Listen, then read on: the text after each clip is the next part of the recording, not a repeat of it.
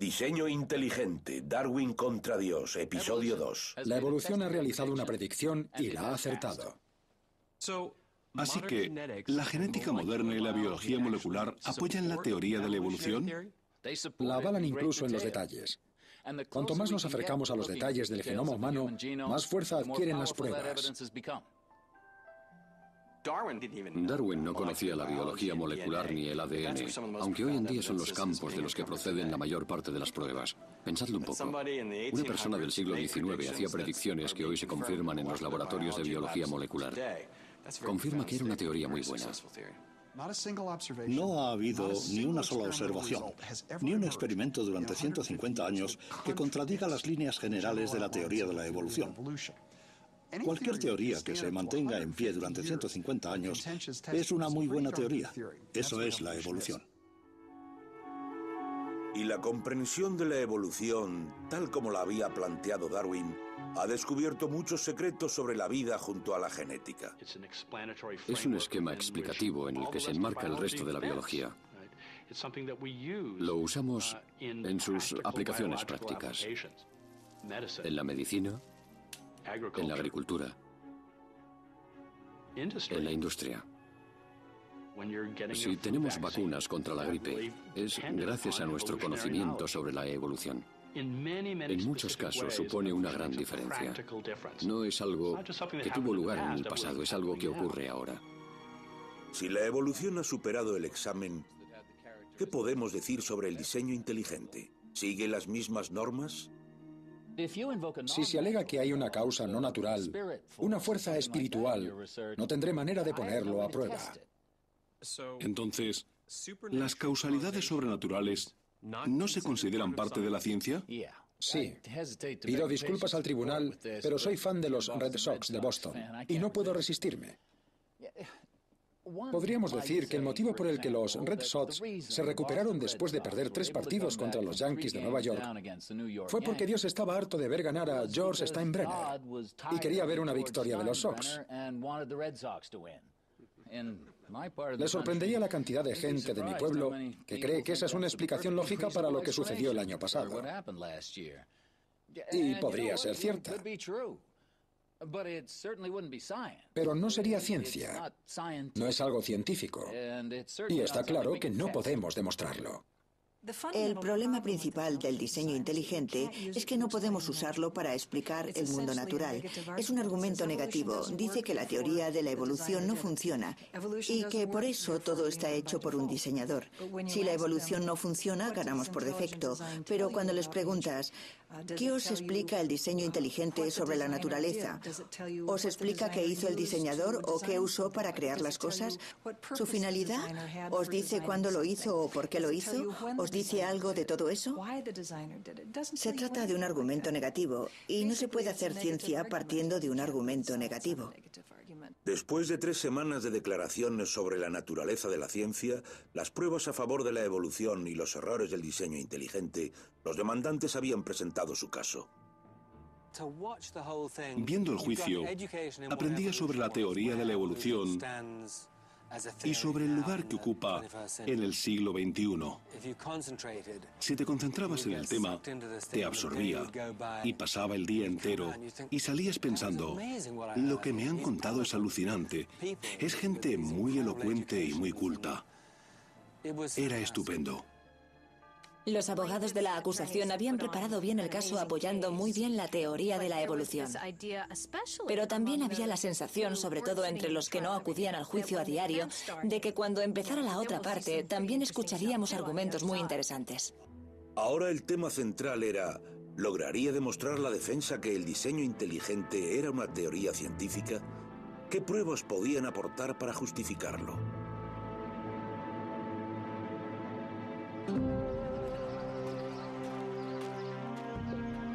Mientras la batalla en el Tribunal Federal se intensificaba, el ambiente en Dover había pasado de ser hostil a ser peligroso. Tammy Kitzmiller, la principal demandante que tenía una hija en la clase de biología de bachillerato del Instituto de Dover, había empezado a recibir correos con amenazas al iniciarse el juicio. Una es bastante inquietante.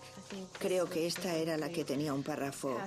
La última frase dice: Madeleine Murray apareció muerta por haber eliminado la oración y la lectura de la Biblia en las escuelas.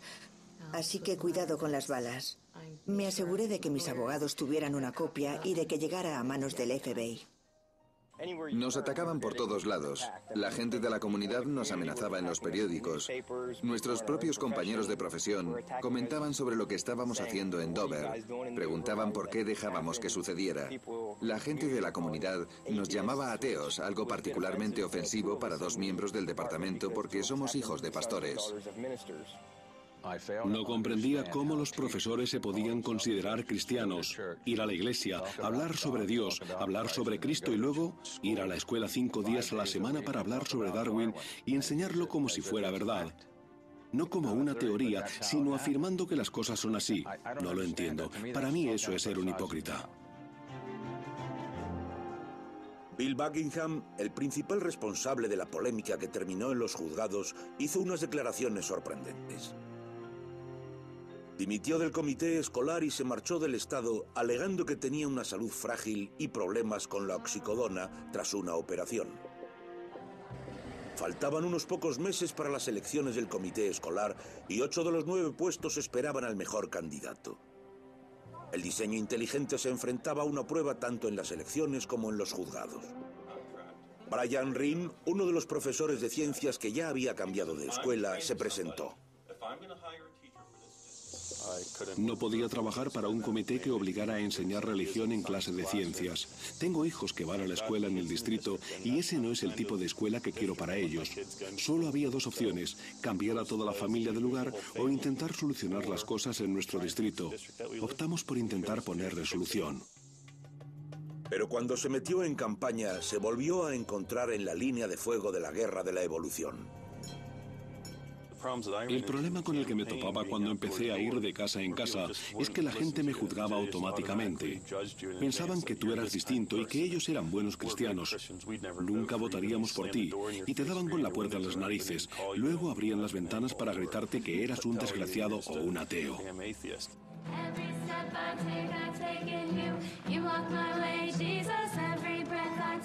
Para los Ream era muy doloroso. Los dos participan activamente en su iglesia y dirigen un curso de verano sobre la Biblia. Tenemos un vecino que fue elegido para el comité escolar y era partidario del diseño inteligente. Hacía campaña y criticaba a nuestra familia. Decía que éramos ateos y que si nos votaban, Dios no estaría contento con ellos.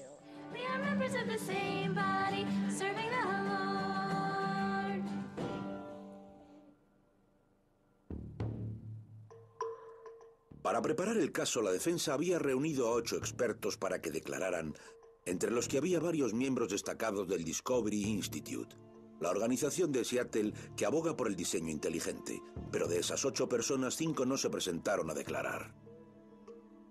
Los testimonios empezaron a fallar. Aún no sabemos qué sucedió, pero había algún tipo de desacuerdo entre el Discovery Institute y el despacho de abogados Thomas More sobre cómo había que llevar el caso.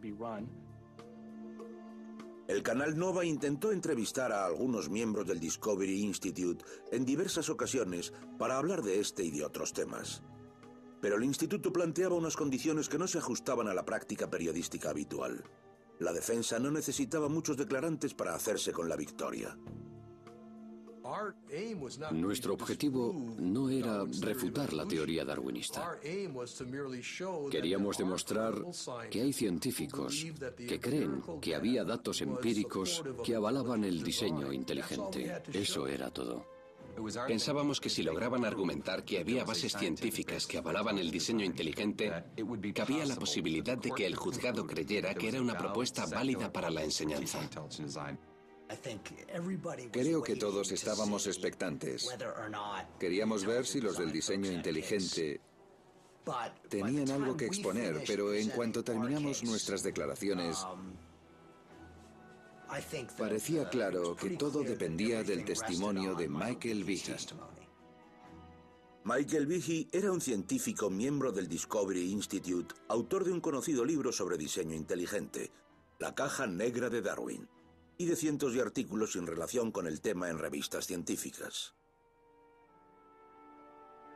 Behe rechazó las entrevistas para este programa en varias ocasiones, pero sus declaraciones en el juicio se mantienen por escrito. Doctor Behe, ¿cuál es su profesión? Soy profesor del Departamento de Ciencias Biológicas de la Universidad de Lehigh, en Belén, Pensilvania. ¿Es usted bioquímico? Sí, es así. ¿Cuántos años hace que da clase en la universidad? 23. Señor, ¿qué es el diseño inteligente? El diseño inteligente es una teoría científica que propone que algunos aspectos de la vida se explican mejor si son obra de un diseñador y que la presencia de ese diseñador en la vida es real y no solo aparente. ¿Se basa en creencias o convicciones religiosas? No. ¿En qué se basa entonces? Se basa en pruebas empíricas y físicas que podemos observar en la naturaleza, además de unas conclusiones lógicas. ¿A qué se refiere cuando usa la palabra diseño? Está explicado en mi libro, La caja negra de Darwin. En esta cita del capítulo 9 encontramos una corta descripción del término. ¿Qué es el diseño? El diseño es una distribución determinada de las partes del todo con una finalidad. Cuando nos damos cuenta de que las partes se han distribuido para cumplir con un propósito, lo llamamos diseño. Parte de la estrategia de la defensa era enseñarle al juez ejemplos de sistemas biológicos que ellos consideraban demasiado complejos para haber evolucionado por selección natural y por lo tanto creían que habían sido producto de un diseñador. ¿Podría darnos un ejemplo bioquímico de diseño, doctor Behe? Sí, está en la siguiente diapositiva. Creo que el mejor y más llamativo ejemplo del diseño inteligente es el llamado flagelo bacteriano. Aquí vemos un esquema sacado de un libro de texto muy común en las universidades del país. El flagelo bacteriano es literalmente el motor que las bacterias usan para nadar. Para cumplir esa función disponen de una serie de partes que reciben la orden. Esta parte de aquí, llamada el filamento, es el propulsor. El motor es rotatorio. La mayoría de la gente a quien le explican su función entiende que estas partes reciben una orden con una finalidad y eso indica el diseño. Bajo el microscopio parece que las bacterias propulsadas por el flagelo hagan acrobacias. Dan vueltas y giran en espiral gracias a ese filamento en forma de látigo. El propulsor recibe la fuerza de un motor diminuto que forma parte de una estructura compleja compuesta por 40 tipos de proteínas. El flagelo bacteriano tiene un aspecto parecido a la descripción que Julio Verne hacía del futuro. Tiene una apariencia mecánica, con engranajes y colas que se mueven. Y según Behe, si falta alguno de los elementos del sistema, el motor no funciona. Behe dice que estos sistemas son complejidades irreducibles, un término acuñado por él, y afirma que no pueden haberse desarrollado de manera natural. Hay ciertos aspectos de la vida, organismos, órganos e incluso células, que solo pueden haber aparecido como unidad. En otras palabras, no pueden haberse formado por la combinación de unas partes, ni en millones y millones de años. Deben haberse creado como un todo, juntos, como unidad, porque su composición funciona muy bien y si quitamos una parte dejan de actuar. ¿Hay otros científicos que certifican el diseño del flagelo? Sí. Por favor, ¿pueden pasar a la siguiente? En 1998, un hombre llamado David de Rozier escribió un artículo para la revista Cell, una publicación de gran prestigio titulado La vuelta de la tuerca, el motor del flagelo bacteriano. El autor es un profesor de biología de la Universidad de Brandeis en Massachusetts que ha dedicado la mayor parte de su carrera al motor del flagelo bacteriano. En el artículo afirma, cita textual, el flagelo parece un diseño humano, más que el de otros motores. El mismo de Rozier reconoce que la estructura del flagelo parece un diseño. Dije que esta maquinaria parece diseñada por un humano, pero eso no quiere decir que estuviera diseñado, que fuera un producto del diseño inteligente. De hecho, tiene unos rasgos que nos hacen pensar que es producto de la evolución. Con un microscopio electrónico, de Rossier consigue unas imágenes tan espectrales como estas que nos muestran las entrañas de lo que ha sido denominado como el motor más eficiente del mundo. Este es el eje impulsor, el que transmite la fuerza de torsión generada por el motor. Así gira el propulsor que ayuda a la célula bacteriana a desplazarse en el fluido. Michael Behe afirma que el flagelo no puede haber evolucionado, ya que sus partes no tienen una función concreta, y la selección natural no puede actuar hasta que estén todos unidos. Pero las pruebas que refutan la complejidad irreducible provienen de una pequeña jeringuilla que inyecta veneno y que se encuentra en las bacterias más desagradables. Esta estructura se encuentra, por ejemplo, en la bacteria Yersinia pestis, la que provoca la peste bubónica. Observad las similitudes. Esta estructura no rota, pero tiene que estirar esta parte, equivalente a la varilla que actúa como eje del motor. Debe alargarla porque necesita este canal, una especie de jeringuilla. Así, los factores virulentos producidos en su interior, en este punto, pueden ser exportados y empujados hasta el agujero para sacarlos a través de esta especie de aguja larga hasta alcanzar una célula de vuestro cuerpo o del mío para crear el caos. Y parece que las dos estructuras guardan similitudes por una razón. La jeringa de la derecha está compuesta por un subconjunto del mismo tipo de proteínas que encontramos en la base del flagelo de la izquierda. Aunque a la jeringuilla le faltan las proteínas que encontramos en el motor, motivo por el que no rota, es perfectamente eficiente para transmitir enfermedades. Si pensamos en el significado de complejidad irreducible, nos damos cuenta de que sugiere que si quitamos alguna de estas proteínas, la estructura no funciona. Aquí vemos a una a la que le faltan varias de las proteínas que vemos en la otra, pero sigue funcionando. Es un orgánulo competente, absolutamente viable. La conclusión es que esta estructura no es de una complejidad irreducible. Para recalcar el argumento de Rossier, Miller llegó al juzgado e hizo una declaración insólita. Para ejemplificar el significado de complejidad irreducible, los defensores del diseño inteligente suelen referirse a un elemento de la vida cotidiana, la ratonera. Esta tiene 5 partes: la base, el fiador, el muelle, el martillo que hace el trabajo sucio y el portacebo. Si falta alguna de las partes, la ratonera no funciona.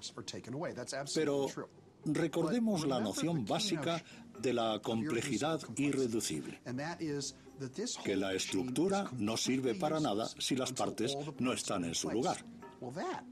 Eso no es cierto. Os pondré un ejemplo. Aquí tenemos una ratonera a la que le hemos quitado 2 de las 5 partes. Sigo teniendo la base, el muelle y el martillo. No podemos cazar ratones con ella. No es una ratonera útil. Pero parece que, aunque le faltan partes, sirve como aguja de corbata, aunque sea poco adecuada y elegante. Cuando observamos los típicos ejemplos de la complejidad irreducible, como el flagelo bacteriano, que sería el ejemplo perfecto, nos topamos con el equivalente molecular de mi aguja de corbata. Vemos que faltan partes de la maquinaria, 2, 3, 4, 20, pero siguen cumpliendo con un cometido que puede ser determinado por la evolución. Ahí es donde falla el argumento.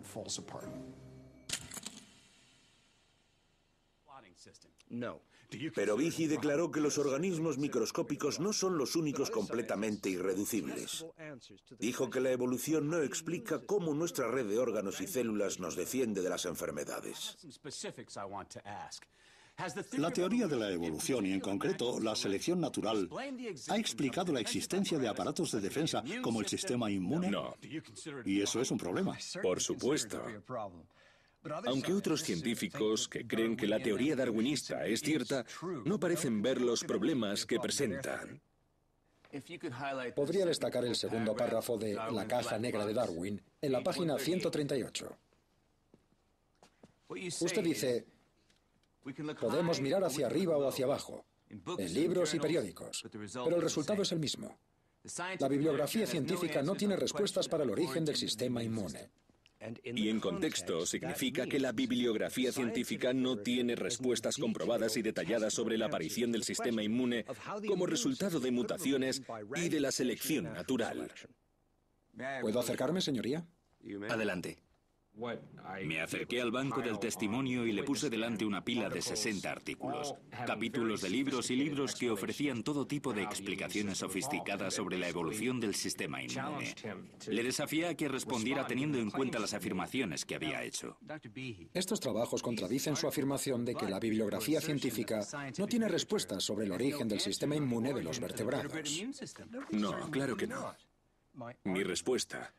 Mi argumento es que la bibliografía no presenta explicaciones rigurosas sobre el origen mutacional por selección natural de sistemas bioquímicos complejos. Estos artículos no tratan el tema. Le contestó, ¿ha leído este libro, Dr. Behe? Y se los fue apilando delante de él. Llegó un punto en que Behe se había quedado enano comparado con la pila de bibliografía científica sobre el origen del sistema inmune. Durante varios años, todos estos científicos tan aplicados han publicado artículos y libros, capítulos, libros enteros, dedicados a la evolución del sistema inmune en los vertebrados. Pero parece que ninguno le convence. Es una trampa típica de abogado. ¿Behe podía leer todos esos libros antes de responder?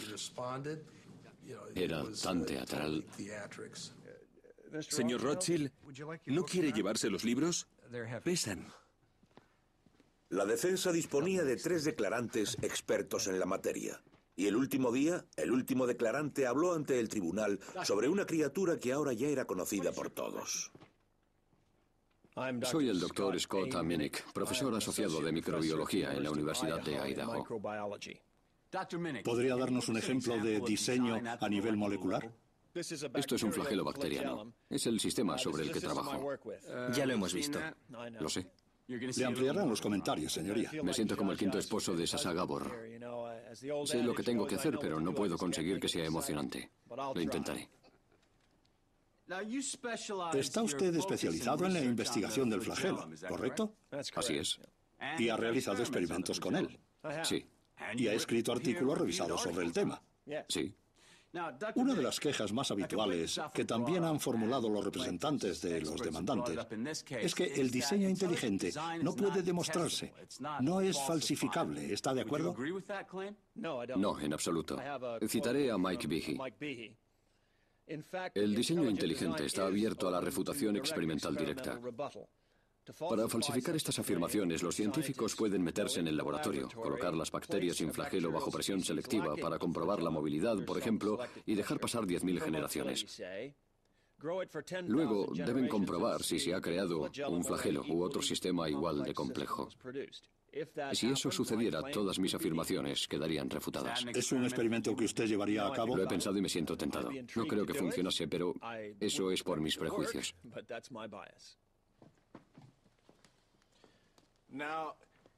Así que afirma que el diseño inteligente puede probarse. Eso es.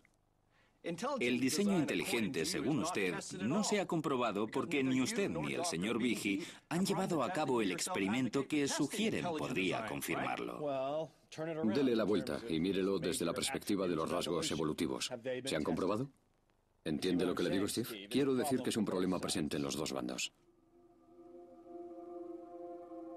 Mientras los bandos seguían la batalla en los juzgados, el choque entre el diseño inteligente y la evolución causaba estragos en Dover. Lori Livo, reportera del periódico local, estuvo presente en todas las jornadas de las declaraciones, y el conflicto empezó a separarla de su padre. Creía que Dios tenía que estar presente en la clase de ciencias. No creía en la ciencia. Estaba preocupado por mí, porque creía en la evolución. Llegó a decirme, ¿crees que venimos de los monos? En ese momento yo estaba muy quemada por el juicio No tuve la paciencia que debería haber tenido.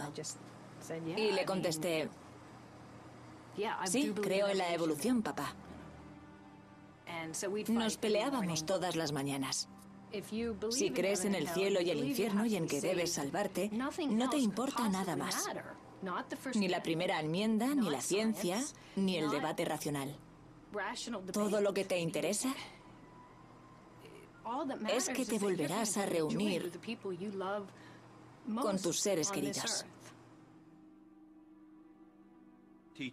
Enseñar el concepto tradicional de la evolución darwiniana, de que el hombre desciende de formas de vida inferiores, es recibir una bofetada para mí.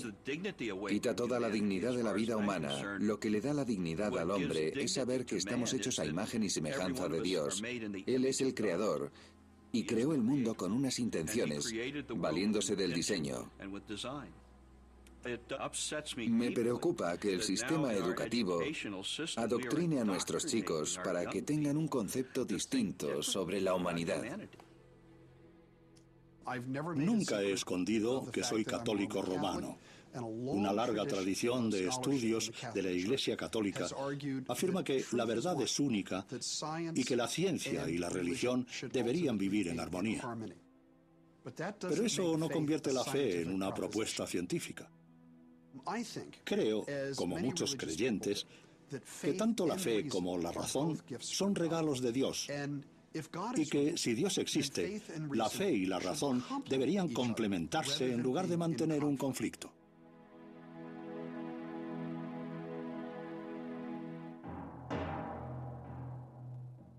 Durante el juicio, el juez Jones nunca dejó entrever su opinión sobre si el diseño inteligente era ciencia o no. Pero la ciencia no era el único tema que se trataba en el tribunal. El punto álgido del juicio era la resolución sobre un tema que emergía de una cuestión distinta.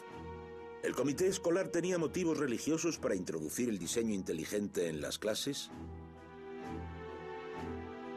Si fuera así, sería una violación de la primera enmienda de la Constitución de Estados Unidos, la cláusula de la separación que ordena la separación Estado-Iglesia. Para imponernos, debíamos demostrar que el comité había intentado promocionar la religión o que su política tenía como finalidad la promoción de la religión. Tenía que ser el objetivo o la consecuencia, una de las dos. La cláusula de la separación dice que el Congreso no puede aprobar leyes que promuevan una religión concreta.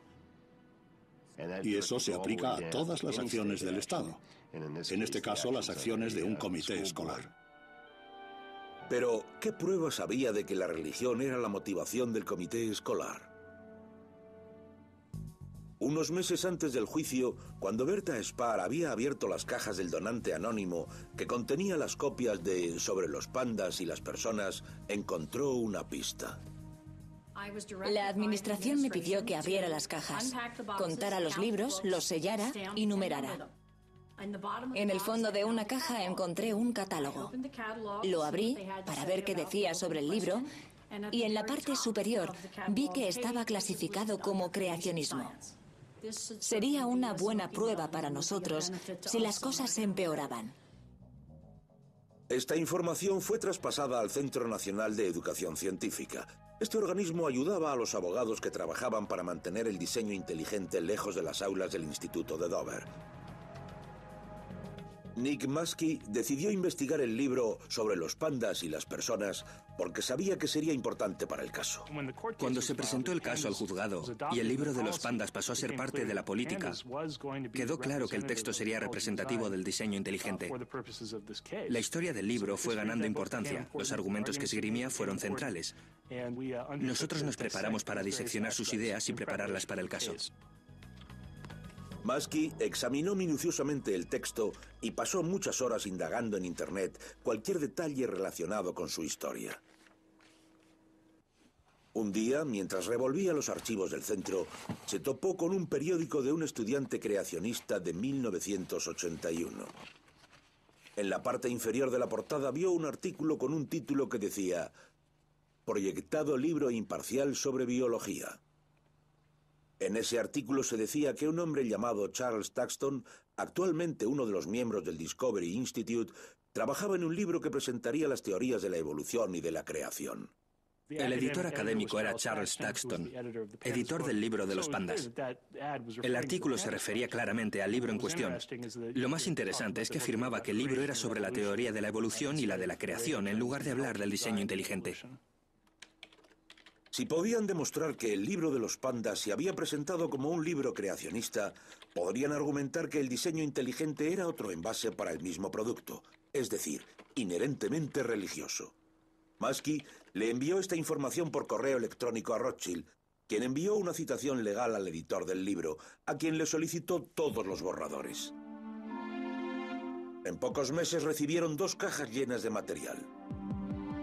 Los abogados se los enviaron a Barbara Forrest, una escritora y profesora de filosofía que lleva años estudiando el diseño inteligente. Participaría en el juicio como testigo. Dios mío. Esas 2 cajas contenían unos 7.000 folios y tuve que sentarme ante todos esos documentos e irlos hojeando. Eso es lo que hice día y noche. Su gran esfuerzo fue recompensado. Enterrados entre los documentos había 2 borradores de los pandas que hablaban sobre el caso de Edwards y Aguilar en 1987, en el que la Corte Suprema consideró inconstitucional que se enseñara el creacionismo en la clase de ciencias. Uno de los borradores se escribió antes del caso y el otro fue revisado posteriormente. En el borrador de 1987, el anterior al caso, la definición de creación es la siguiente. La creación significa que distintas formas de vida aparecieron repentinamente con sus rasgos distintivos intactos gracias a la autoría de un creador inteligente.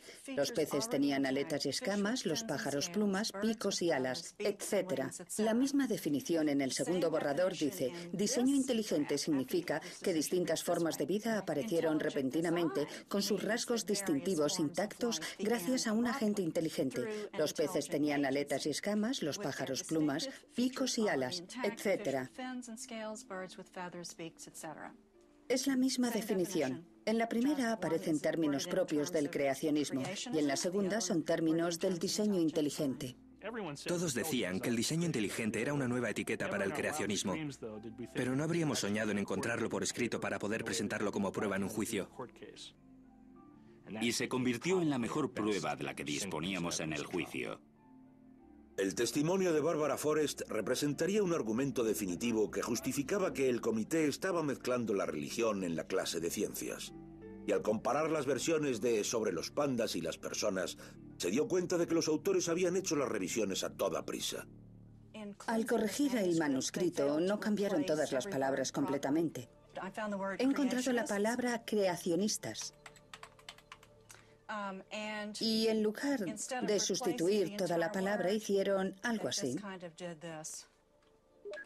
El resultado es defensores del diseño, con la C delante y el final istas de la palabra creacionistas. Así que el término de la transición quedó como defensoristas del C-diseño. Ahora todos lo llaman el eslabón perdido entre el creacionismo y el diseño inteligente. Tenemos el fósil transicional de la evolución de esa palabra. En su declaración, Barbara Forrest no se centró exclusivamente en el linaje creacionista de los pandas. Citó una entrevista en una revista cristiana, dejando que uno de los líderes del diseño inteligente, Paul Nelson, hablara por sí mismo. La pregunta era: ¿el diseño inteligente es solo una crítica de la teoría de la evolución o tiene más que ofrecer? ¿Brinda las respuestas que la humanidad necesita? Y esta es la respuesta, cito: sin duda, el reto más grande al que se enfrenta la comunidad científica es desarrollar una teoría completa sobre el diseño biológico. Ahora mismo no disponemos de esa teoría y eso es un problema. Sin una teoría es muy difícil saber cómo hay que dirigir la atención en una investigación. Tenemos gran cantidad de intuiciones y varias nociones como la de complejidad irreducible, pero de momento no hay una teoría general del diseño biológico. Termina la cita. La prueba que aportó en el juicio ponía al descubierto la hipocresía del movimiento del diseño inteligente De manera indiscutible. Usó su propio lenguaje, cosas que ellos habían dicho y hecho, para demostrar que ellos mismos sabían que eso no era ciencia. A Michael Behe le preguntaron cómo definiría ciencia. Doctor Behe, según su definición, el diseño inteligente es una teoría científica. ¿No es cierto? Sí. Si nos valemos de la misma definición, la astrología también es ciencia. ¿No es así? Según mi definición, una teoría científica es una propuesta explicativa que se centra en datos físicos y observables y en inferencias lógicas. En la historia de la ciencia hay muchos casos que ahora creemos que son incorrectos, pero que responden a esa definición.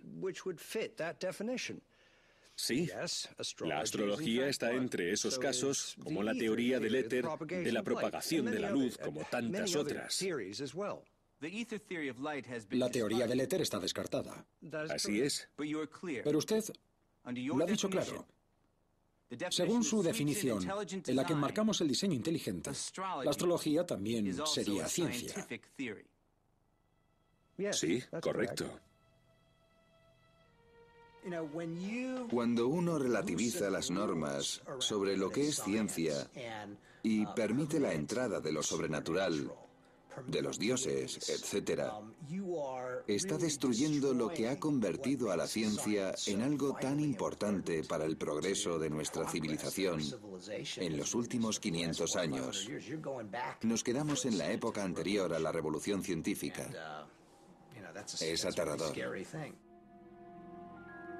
Con la revolución científica, el trabajo de Galileo, Newton y otros hizo desaparecer varias explicaciones sobrenaturales. Pero algunos creen que lo sobrenatural aún conserva un espacio. En los inicios de la genética apareció la idea del factor hereditario responsable de nuestros rasgos, pero no se había identificado cuál era ese factor. Eso también era sobrenatural en un principio. No podemos decir que lo sobrenatural no forma parte de la ciencia. Siempre ha estado presente y en varias ocasiones ha llevado a conclusiones muy valiosas. Parece que los evolucionistas hayan querido ignorar una parte muy importante de la historia. Pero Barbara Forrest declaró que las intenciones del diseño inteligente no son puramente científicas y estaban explicadas en un documento secreto del Discovery Institute que apareció en Internet. Sus objetivos quedan claros en el documento La Cuña. Es un documento que contiene una estrategia delineada por ellos hace 9 años más o menos, en 1998. Pretenden eliminar todos los efectos de la evolución en la sociedad porque creen que son negativos. En este documento se dice que hay que cambiar completamente la cultura de Estados Unidos y devolverla a lo que ellos creen que son las verdaderas bases religiosas. Quieren que todos los aspectos de la vida estén regulados por su religión, algo que queda muy claro en el documento. Según el documento de La Cuña, Darwin no retrató a los humanos como seres morales y espirituales, sino como animales, lo que llevó a la gente a abandonar su comportamiento moral objetivo. El documento establece unos puntos muy ambiciosos para derrocar este legado. Creer que el diseño inteligente es la perspectiva dominante en la ciencia y que el diseño inteligente permee nuestra vida religiosa, cultural, moral y política.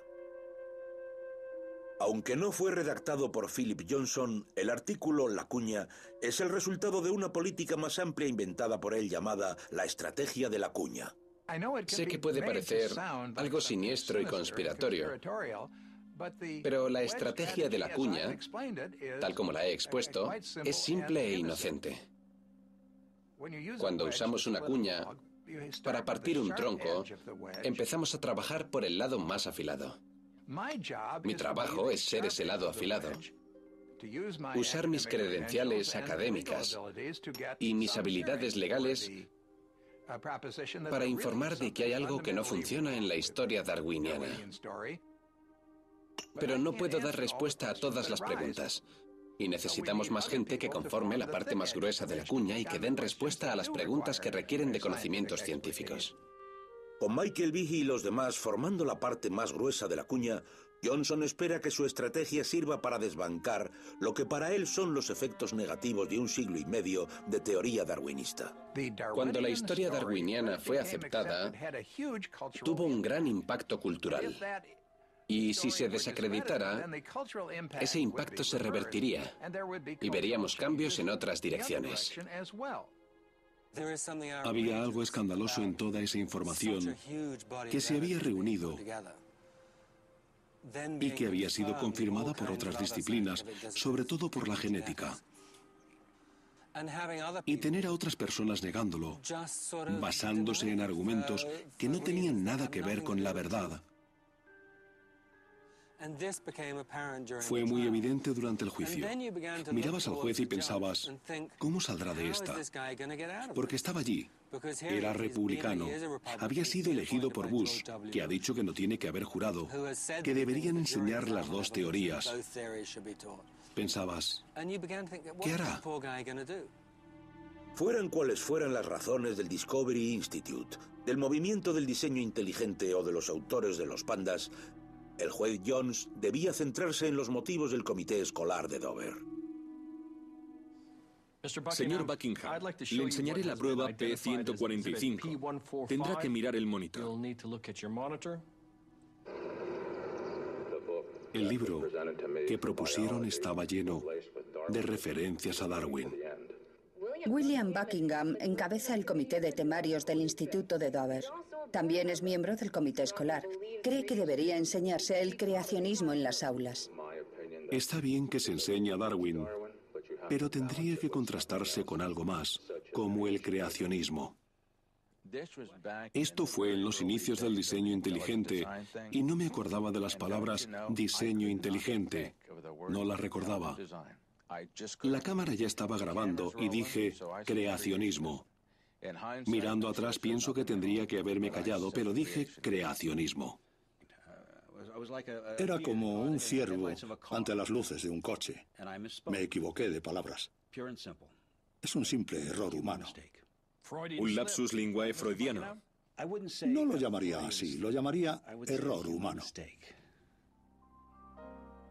Pero no fue el único error de Buckingham. Tanto Buckingham como Bonsell habían jurado en sus declaraciones que no sabían quién era el responsable del envío de los 60 ejemplares del libro de los pandas. Pero en cuanto Buckingham subió al estrado, salió a la luz una nueva historia. Me puse ante la iglesia un domingo por la mañana. Teníamos que conseguir, creo que eran 826 euros para comprar los libros y dije, no os pido ni un céntimo, no os digo que me deis nada. En nuestra iglesia creemos en el poder de la oración y les pedí, recemos para que llegue ese dinero. La plegaria de Bill fue escuchada y el dinero le llegó en forma de donación de los miembros de la iglesia.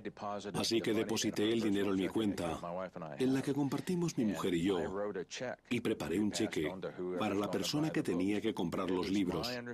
En ese momento, tenía entendido que algún comerciante de la comunidad cogería el dinero y los compraría para donarlos a la escuela. Yo no sabía quién era. Pero durante el juicio, Buckingham admitió que le había dado el cheque a Alan Bonsell y que el desconocido que había comprado los libros era el padre de Alan. Esta declaración contradecía las declaraciones juradas que tanto Alan como Bill habían hecho anteriormente. Mentir bajo juramento es un delito grave. Se ha llegado a procesar a un presidente por ello. Y mucha gente acaba en la cárcel por ello. Nos pareció que el testimonio presentaba incoherencias. No puedo meterme en sus cabezas y saber hasta qué punto mienten, pero sé que lo hacen. Hicimos preguntas que deberían haber descubierto esa información y ellos no la dieron. Teníamos una sensación extraña, como cuando miras un programa sobre naturaleza y el león está a punto de atrapar a la gacela. Recuerdo haber pensado, Dios mío, el juez Jones matará a Bonsell. No podía mirarle.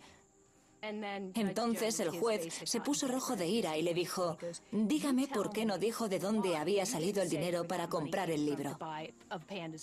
Finalmente, Bonsell, ante la interrogación del juez, se puso nervioso, empezó a mover las manos, tartamudeaba y perdió la compostura que había mantenido hasta entonces. Finalmente dijo: fue un error.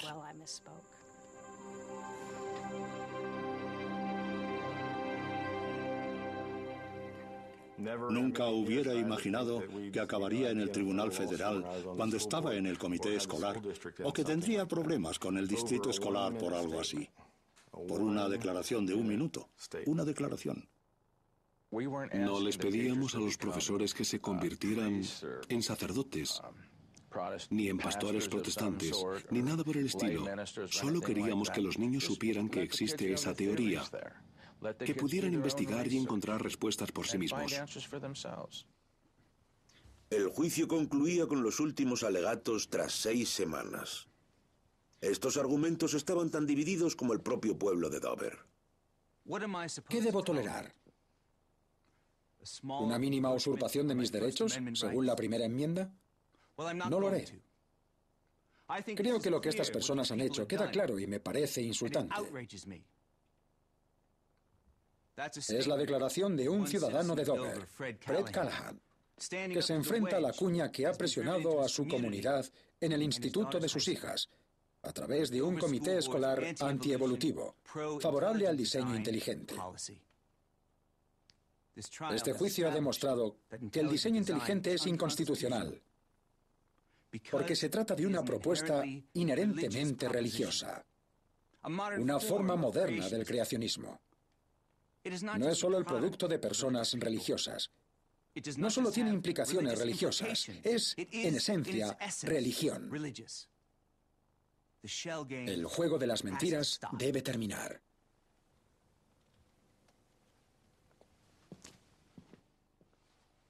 En resumen, señoría, sostengo respetuosamente que las pruebas presentadas por los demandantes no demuestran que el objetivo principal o la consecuencia principal de leer una declaración de 4 párrafos para informar a los estudiantes sobre el diseño inteligente como explicación alternativa a la propuesta de Darwin sobre el origen de la vida, o de facilitarles libros de consulta sobre el tema, amenaza en ningún modo la cláusula de separación de la primera enmienda a la Constitución de los Estados Unidos. Bien al contrario, las pruebas confirman que la política de la defensa tiene como objetivo avanzar en la teoría científica, informando a los estudiantes sobre una nueva teoría que les abriría nuevas y fascinantes perspectivas hacia un nuevo paradigma científico.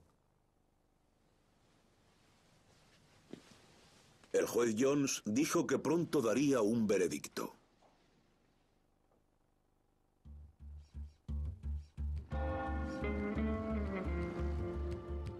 Cuatro días después del final del juicio, los residentes de Dover dieron su propio veredicto con una gran participación en las elecciones al comité escolar. Los habitantes decidieron hacer limpieza por un margen muy estrecho. Los 8 puestos fueron destinados a candidatos contrarios al diseño inteligente, entre ellos el demandante y exprofesor de ciencias, Brian Ring. Entre los candidatos que obtuvieron menos votos encontramos a Alan Bonsell. El juez seguía deliberando, pero las elecciones del comité de Dover se convirtieron en noticia en todo el país y llegaron a provocar la ira de Pat Robinson, un evangelista televisivo. Quiero avisar a los ciudadanos de Dover. Si hay una catástrofe en su zona, no acudan a Dios. Acaban de echarlo de la ciudad. Aunque Robertson ya había emitido su juicio, tanto Dover como el país entero tendrían que esperar un mes más para conocer el veredicto del juez.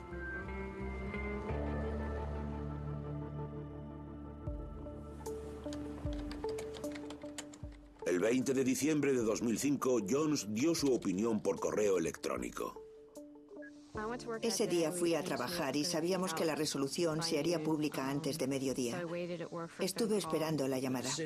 La decisión llegó a mi ordenador, creo que a las 10:37. El columnista que tenía detrás me oía leyendo desde el principio y me decía, lee el final, lee el final. La señora Berta Spar llamó a la puerta e interrumpió la clase.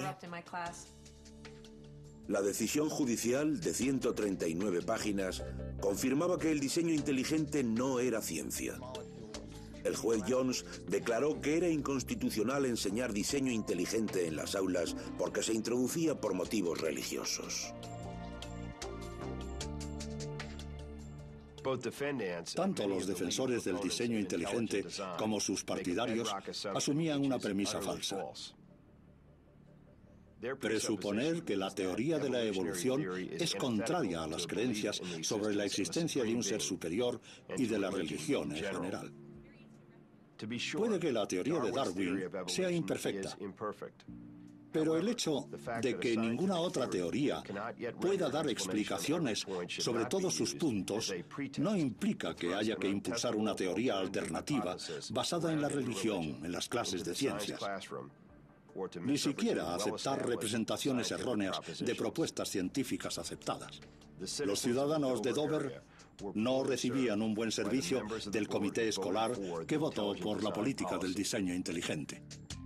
Habló sobre la sorprendente estupidez de la decisión del comité escolar y declaró que varios de sus miembros habían mentido para protegerse y para esconder el objetivo real de la política del diseño inteligente.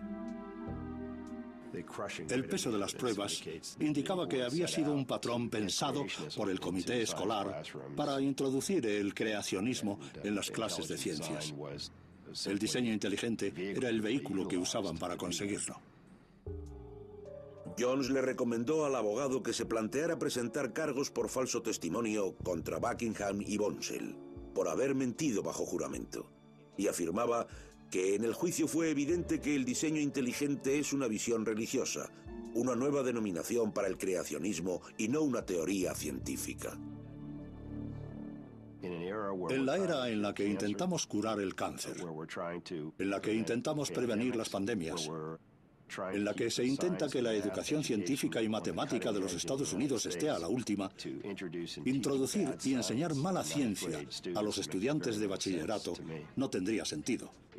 No es positivo para nadie, para ninguno de nosotros que nos beneficiamos a diario de los descubrimientos científicos. Quedó terminantemente prohibido enseñar el diseño inteligente dentro del temario de ciencias del distrito escolar. Además, la administración tuvo que pagar el total de honorarios legales a los demandantes, que superaba los 750.000 euros. Además, la elección del nuevo comité escolar contrario al diseño inteligente evitaría las apelaciones. Después del juicio, la revista Time nombró al juez Jones una de las 100 personas más influyentes del año. Pero no todo el mundo estaba contento con la decisión del juez. En una palabra, creo que es un imbécil. Supongo que debía estudiar para payaso en lugar de derecho, o que se quedaba dormido mientras le explicaban la Constitución, porque su decisión no concuerda con la ley. Creo que debería estar en un estrado, pero en el del circo. Es asqueroso. Me pone muy triste. Como comité, trabajábamos para que el distrito escolar de Dover fuera el mejor. Era nuestro objetivo, por lo menos el mío. Siempre intentamos que fuera el mejor. Ante todo hay que reconocer que fue un juicio justo. Lo único que me preocupa es el alcance de su opinión, que creo fue más allá de lo que debía, y decidió sobre temas científicos. El Discovery Institute también estaba molesto. Poco después del veredicto, publicó un libro de 123 páginas para distanciarse del caso, criticando el veredicto, tildándolo de activismo judicial vengativo. La resolución fue más controvertida de lo que el juez Jones habría imaginado. Después del juicio recibió amenazas de muerte. Jones y su familia tuvieron que contar con la protección de escoltas las 24 horas del día. Nunca habría imaginado que recibiría amenazas por un caso sobre la cláusula de separación. Pero eso es lo que sucedió con el caso Dover.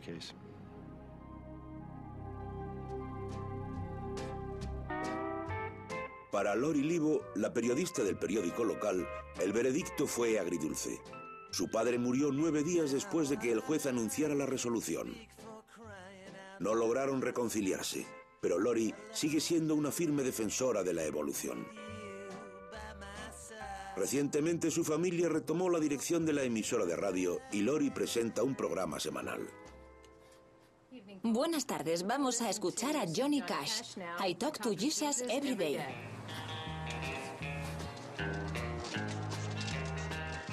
Al final, hay algo sobre lo que casi todos están de acuerdo.